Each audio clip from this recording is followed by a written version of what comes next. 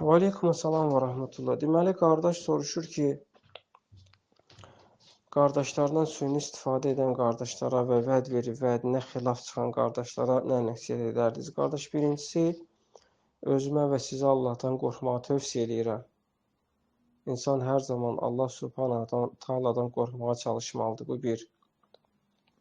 İkincisi, insan hər zaman işlərində səmimi olmalıdır, düzgün olmalıdır. Ya göründüyün kimi ol, ya olduğun kimi görsən. Həmişə səmimiyyəti, düzgünlüyü, ixlası işin başına qoy. İşin baş tacı elə. İşin görsənən tərəfi elə. Əgər belə eləsə, necə ki, sələflər buyurur ki, Allahı hər zaman işinizin başınıza qoyun. Əks təqdirdə, əgər belə eləməsəz, Allahı da və başa qoyduqlarınızı da itirəcəksən. Aydındır, Allah Subhanahu Taala'nı da və başa qoyduqlarınızı da itirəcəksən. Həmişə çalışsan, Allah Subhanahu Taala'nın rızasını qazanmağa çalış. Əgər işləri insanların rızasını çalışmağın üzərində qursan, Allahın rızasını çalışmağın üzərində qurmasan, yəni yalan dolanla işə başlasan, şək yox ki, sən insanların rızasını qazanmaq üçün yalan dolan danışırsan, yəni Allahın rızasını elə bir ki, aşağı tutub insanların rızasını yuxarı qoyursan. Ona görə belə eləmiş olsun, həm Allahı, həm də başa qoyduqları elə bir ki, itirəcəksən. Ona görə ya göründüyün kimi ol, ya da olduğun kimi görsən. Peyğəmbər sallallahu aleyhi və səlləm nə buyurur? Bir kişi o qədər düz danışar ki, hətta Allah Subhanahu taala qatında düz danışanlardan, sadiqlərdən yazılar. Və innel birre yehdi iləl cənnə. Bir, yaxşılıq, doğru, düzgün danışmaq insanı cənnətə aparan əməllərdəndir. Aydındır qardaş, ona görə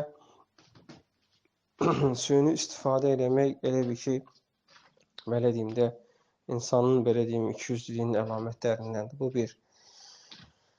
O ki, qaldı istifadə olunan qardaşlara, onlara gəldikdə isə və onların da boynuna düşən qarşı tərəf üçün hər zaman gözəl zəndə olmalıdırlar, hüsn zəndə olmalıdırlar, gözəl zəndə olmalıdırlar. Yəni, hər şeydən dolayı o cürünə belə pis zənnə dərhal qapanmaq olmaz, pis zənnə dərhal qapanmaq olmaz.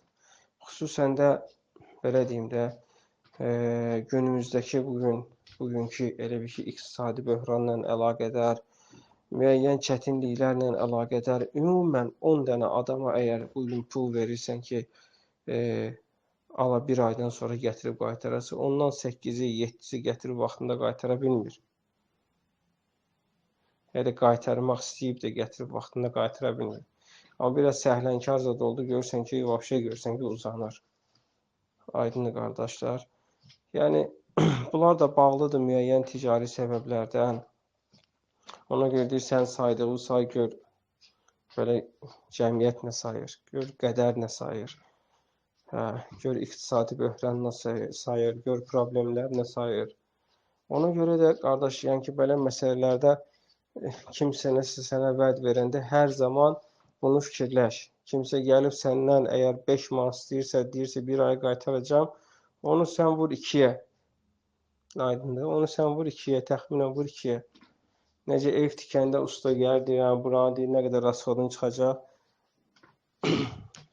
Usta baxır, deyir ki, 1000 manat, sən onu öz beynində onu vur 2-yə, 3-ə.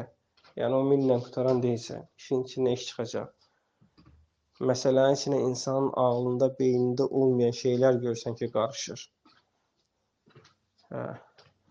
Ona görə, qardaş, hər zaman onları fikirləş yine. Onlara uyğun sən təxminən fikirləş və ona görə də elə bir ki, ehtiyatlı tut yine.